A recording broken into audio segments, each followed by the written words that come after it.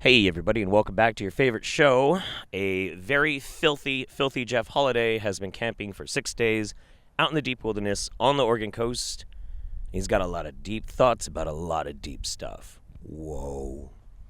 On our previous episode, or rather the previous video that I did kind of like this, was a long time ago. And quite a lot has changed since then. If you look at that video versus how I look in this video, it's very dynamic. It's very different. It's changed. A lot has changed. A lot has changed for me. A lot has changed in the world. Things are different now. And it's interesting. I mean, it's interesting to me, at least, because we tend to have this really weird identity with change. We either think change is bad when it's, something that we enjoyed and it might now be different and not as good. Or we think change is good because we're in a bad situation and hopefully this time things will get better. But the truth is that change just is. It just is. It is an is.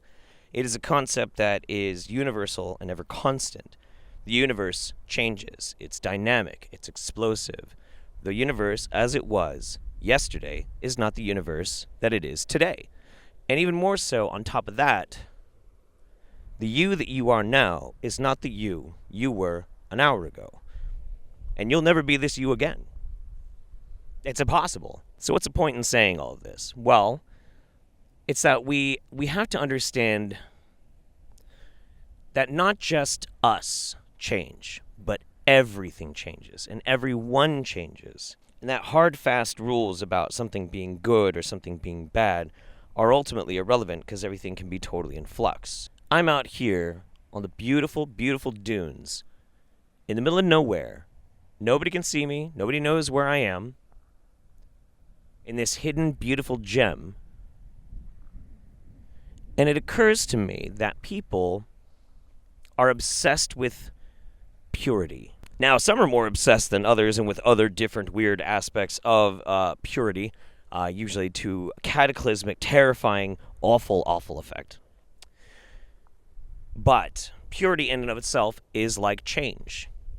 It just is. It is an is. It is a concept. But purity, unlike change, isn't real. Religion has given us the notion of sacredness and that some things just should not be touched, some things should not be done, some places should not be gone to. Yeah, that works. But sacredness, purity, is just it's a stopgap measure in order to try and buffer against something that they don't like or they are fearful of, and that is change. In that previous video of mine, we talked about mutation, how everything around us is mutating. Whoa.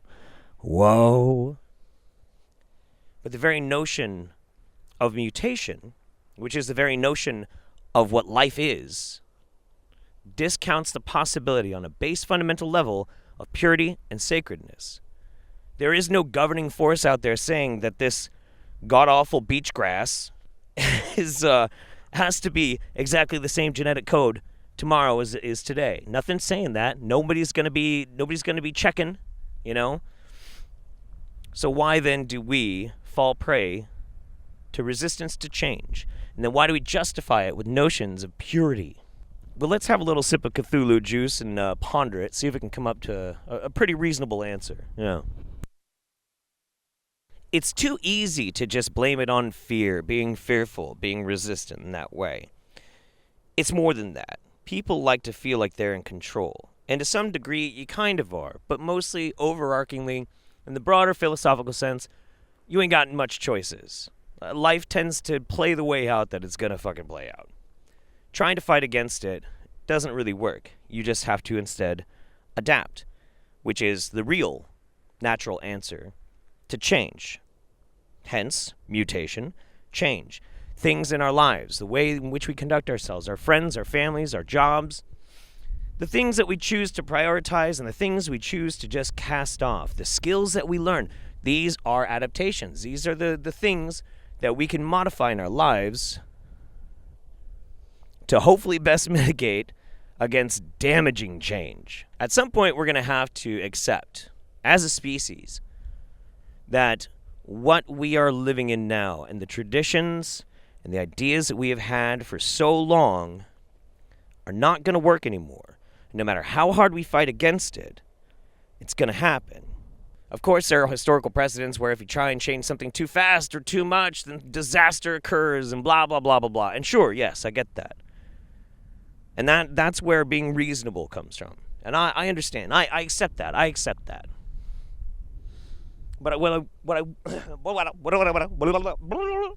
will not accept is anyone trying to tell me that we cannot make a change, we cannot make a difference because of sacredness. Sacredness in our bodies. I don't want those GMOs. Not because I have any logical, scientific fucking reason to be afraid of them. No, but because my body is sacred and I feel like those are chemicals. Water is a chemical, okay? Shut the fuck up. Shut up! Ooh, I might need some more Cthulhu juice for that. Whew. I will not accept that we just have to blindly follow a political system that is inherently broken just because we're following a tradition. I refuse. At some point, you're resisting change so much, you're effectively beating yourself up. I refuse to believe that we have to exist as a species in our constant state no matter what, that we can't let go of some notions like greed and jealousy and bigotry. I believe that we can overcome these things. I do. And it's all because I understand one basic, simple concept. And this concept has helped me for so long, and it allows me to actually be an optimist. And the concept is simple. Purity and sacredness are bullshit. So I came out here for, this is day 6, and tomorrow is going to be day 7. I'm finally going to go home. But I came out here because I wanted to change my brain. Since the pandemic happened, even a little bit before that too. I mean, I've gone camping, I've come out, I've done all this and done all that, but I felt very much in a rut.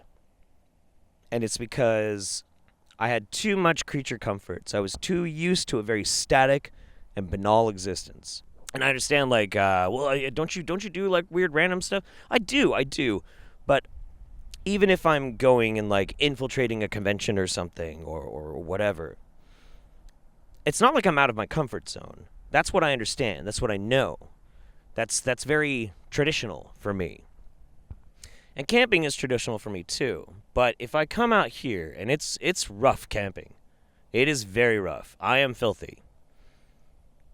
I remove myself from all of the things that are buffers, the things that insulate me and protect me from getting uncomfortable. And then I don't have to think about shit. I don't have to contemplate deeper thoughts. I can just go about my daily life. I can keep pushing towards this project, towards that project, and then I just exist. So I wanted to change. And I have had a very eye-opening experience. And it has been very, very healthy for my brain. Not really for my lungs, breathing in campfire smoke for 6 days.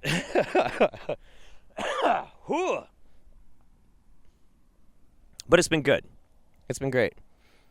And I feel happier. I feel more whole. Because I and you and everything in the universe is a dynamic system. And we can change. And we can evolve. And we can mutate. Not just as people, but as a species. And I look forward to it. Now, at this point in the video, I'll try and make some funny joke about the next video that's going to be super weird and everything like that. But honestly, I don't know what my next video is going to be. I don't know. I'm going to be dynamic with it. I'm going to figure it out. And it's going to be fun. It's going to be something that I want to make. It'll be cool. But I tell you what, from one crazy existential YouTuber to you, my viewers, thank you so much for your attention. I hope your family is well. I hope you are well. You should take care of them, but make sure you take care of yourself. See you next time.